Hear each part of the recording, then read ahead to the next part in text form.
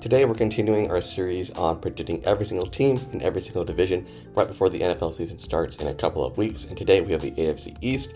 This division is very top heavy like the last couple ones we reviewed, but it has a very interesting race at the top, which we will dive into.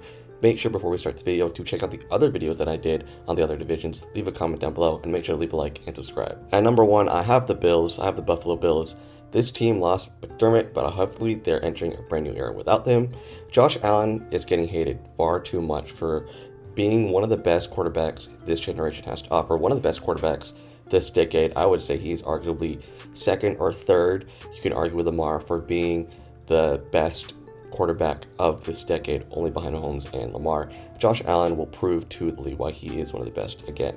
And he just got his true number one receiver for the first time since Diggs with DJ Moore. DJ Moore helped elevate Caleb Williams. Now imagine what Josh Allen can do to help elevate DJ Moore. The Bills have always been consistent and they have kept the same continuity.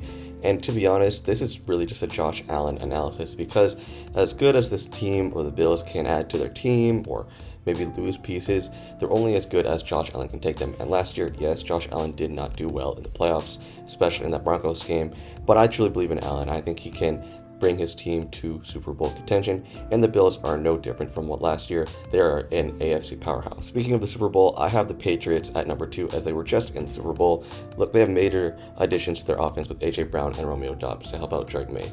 Drake May will only continue to get better and better as he plays second in a very tight and close MVP race. In year 3, he could only continue to get better and hopefully become maybe a definitive top 4 quarterback in the league. I really believe in May, and I think he is the best quarterback from that draft class.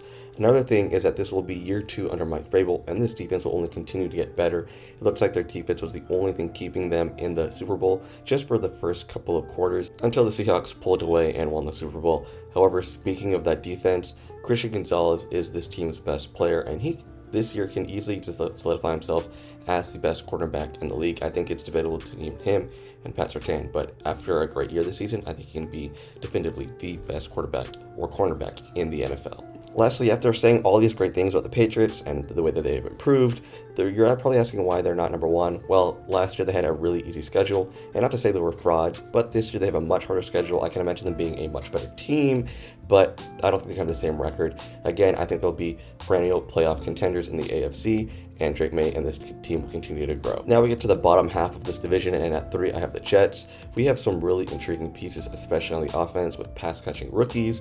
We have Garrett Wilson there as well, Breece Hall.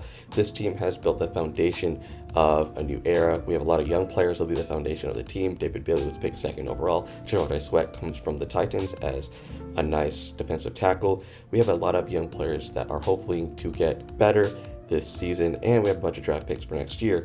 But they are clearly preparing themselves for a young quarterback to take over and hopefully lead them to a new era. Maybe an Arch Manning, we'll see next season. Geno Smith is obviously not the answer, and if a bounce back is possible, the Jets could make, some spoiler on some people's schedules and maybe not be an easy win as people think they are. But I don't really see that happening. I think it's just a building year and just a talent evaluation year for the Jets, and they're going to land 3rd. At number 4, we have the Dolphins, and I think they're the worst team in the NFL. They did the right thing, though, of resetting, getting rid of Tyreek Hill, Jalen Waddle, Tua, McDaniel. They're resetting, they're building everything from the ground up, and there are some intriguing young players, Chop Robinson, Devon A-Chain, who is the best player on this team, and Malik Willis is intriguing on how he can develop or how he can play without the Green Bay system. But other than that, this team is just completely desolate of talent. This is a complete failure year, and they're only looking to evaluate talent and stack and tank for their next quarterback of the future, and just trying to get as much talent on the roster as possible as they build into a brand new era post Mike McDaniel and Tua. The MVP of this division will be Josh Allen. I think he'll be a actual MVP candidate, and he'll be a top 3 quarterback in this league for next season. We all know how great Josh Allen is. The only question mark is there left for him is if he can win the Super Bowl. He did choke in Broncos game last year, but I think he can play better, because that was the only real choke he had in his career in the playoffs up to that point. But Josh Allen is pretty easily the MVP of this division, despite how great Drake May is. At Offensive Player of the Year, I have 2 choices. I'm going to go with AJ Brown because he has Drake May throwing the ball and a much better offense and a much better sustainable offense as well, much better quarterback with Drake May. And AJ Brown is still talented. It was just the scheme and a lot of Jalen Hurts mishaps that was allowing him to not get the same production. However, I do think HN can win this award from this division very easily, but the only thing is that the Miami Dolphins infrastructure is so bad that I think it'll tear down Achane's ability to rack up numbers or even produce, even though his talent is still there. For Defensive Player of the Year, I'm going to go Christian Gonzalez. I think outside of him and maybe a handful of other players, this division is really lacking a superstar defensive player, and Christian Gonzalez is arguably the best cornerback in the NFL. He was the shining star in the Patriots' Super Bowl loss against the Seahawks, having 3 great pass breakups and really just putting their team back into the game. I think Gonzo can be the best cornerback hands down over Pat Surtain, over anyone else in the league, and I think this season he can establish that as leading one of the best defenses in the league as well. For Offensive Rookie of the Year and Defensive Rookie of the Year, I'm going to pick 2 Jets players.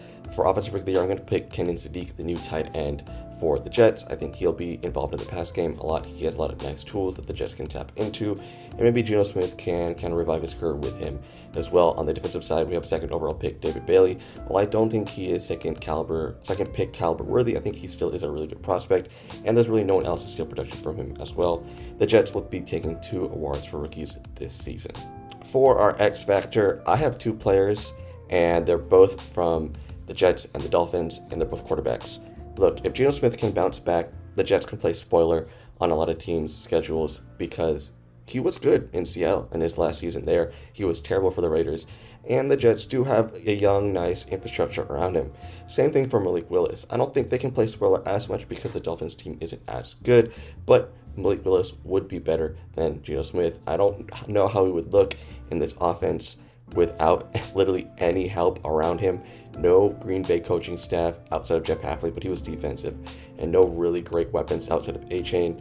But I do believe in Malik Willis, but he is also an X factor. If these 2 quarterbacks are better than what we think they are and play to that level next season, then this division gets a little bit more interesting and see how these teams can play spoilers for other teams. But if they both are not that good, then it's not very interesting to see. Overall, this division is pretty top-heavy. We have Josh Allen and the Bills versus Drake May and the Patriots. While I do say that I think the Bills will win this division because the Patriots have the harder schedule, I wouldn't be surprised if the Patriots also win this division, but it is very clearly a 2-team race. Make sure to leave your comments down below on what you guys thought about this video. Make sure to leave a like and subscribe.